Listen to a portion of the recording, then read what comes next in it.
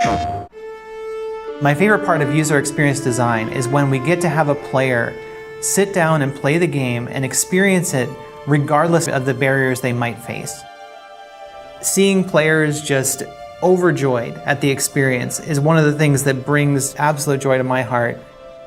I hope that everything that we do to make accessibility better within the game, that's something that we can bring to as many people as possible.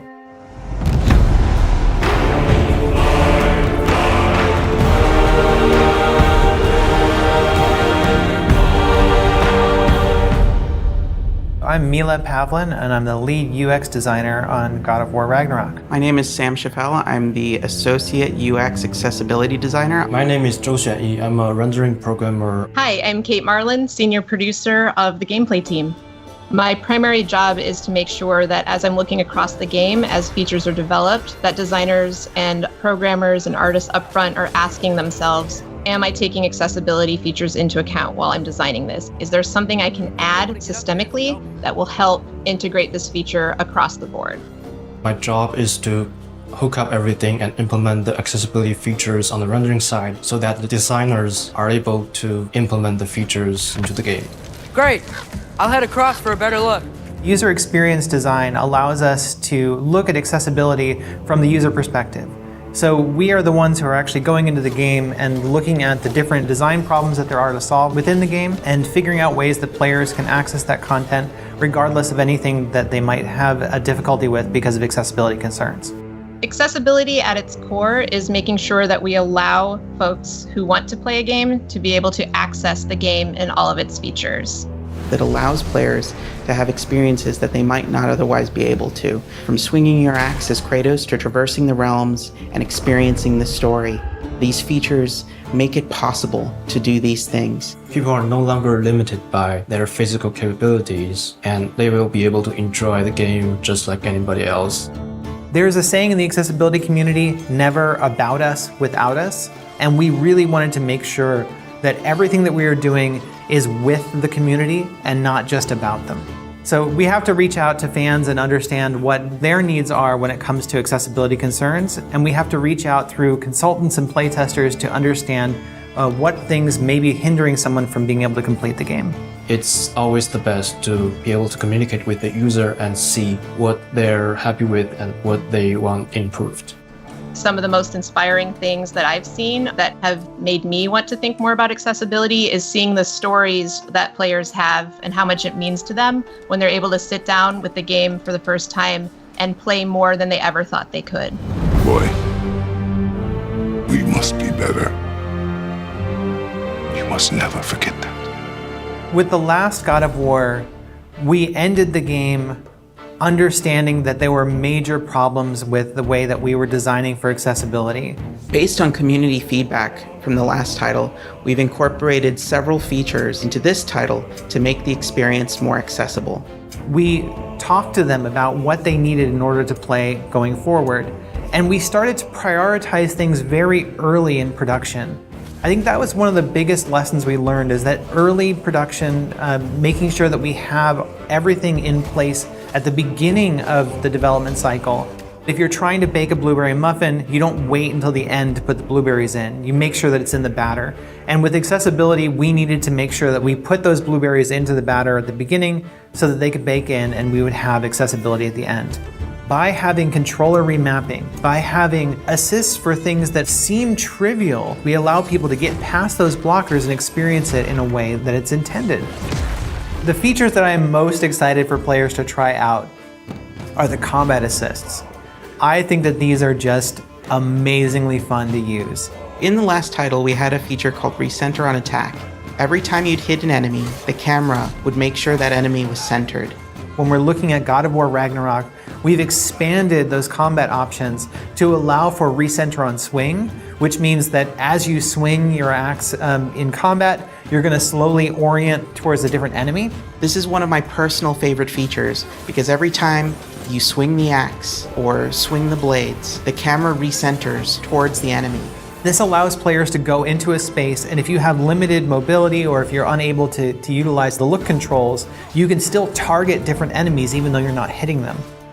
One of the most important areas of innovation that we have on God of War Ragnarok would be the increased controls access that we've allowed.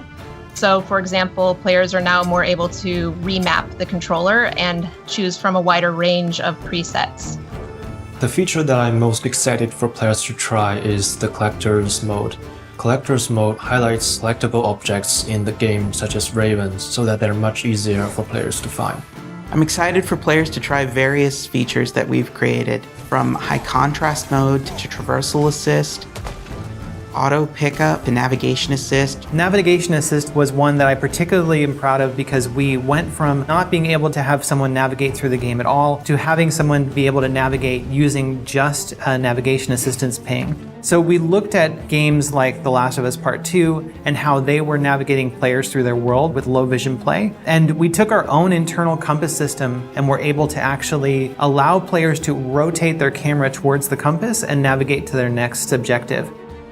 Other features to look out for would be subtitle customization. So, for example, you can color the subtitle differently from the speaker, and you can even have the speaker name show up or turn that off if you don't like to see that speaker name in front of there. You can set a background for the captions. So when you're seeing the text, if you need more contrast behind the text, that's an option that's added in there. Another cool, exciting feature that we added was directional indicators to our captions and subtitles. So wherever a noise caption is coming from, the arrow will be pointing to it. So if there's a character speaking and you see the subtitles on the screen, there will be an arrow pointing out also where that character is relative to the player's camera.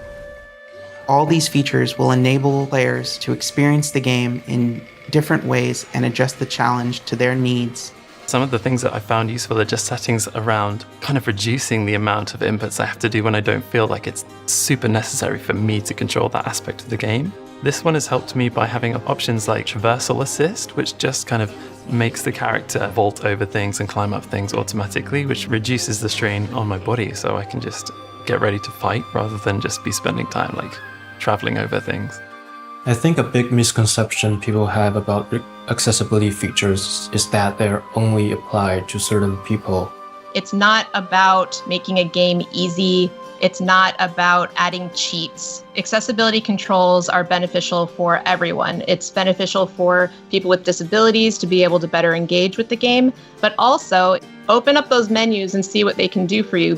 People think accessibility means easy mode, and it is absolutely not about easy mode. If someone is unable to use their hand, for example, it doesn't mean that they want a lower difficulty. They just need to be able to set the controls in a way that allows them to use the controls differently.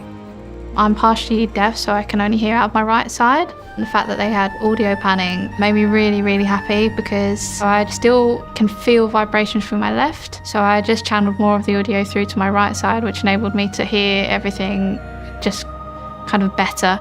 Growing up playing games one-handed was very challenging. Early games didn't have all the accessibility features that games like God of War Ragnarok and The Last of Us Part 2 have. There's a stronger motivation there to be a better developer and a better designer when you know that you are making people's lives better by allowing them to play. The future of accessibility in video games is very exciting. As we continue to innovate and the conversation grows, the experience just gets better for everyone. My hope is that it will expand beyond our current audience to include everyone. The more every studio takes in information about what can make accessibility better, the more we can inspire each other and the better we can make all of our games more accessible. I really have a high vision of making games that are not just accessible in the way that you can just get through them, but that they're accessible in a way that they are enjoyable and create more choice for players.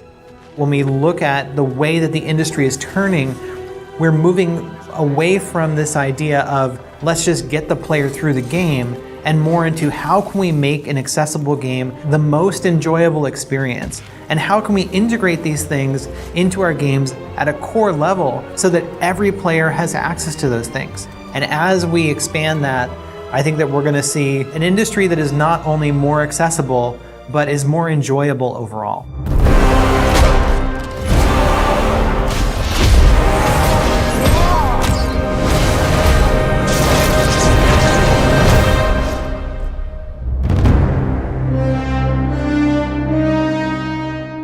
PlayStation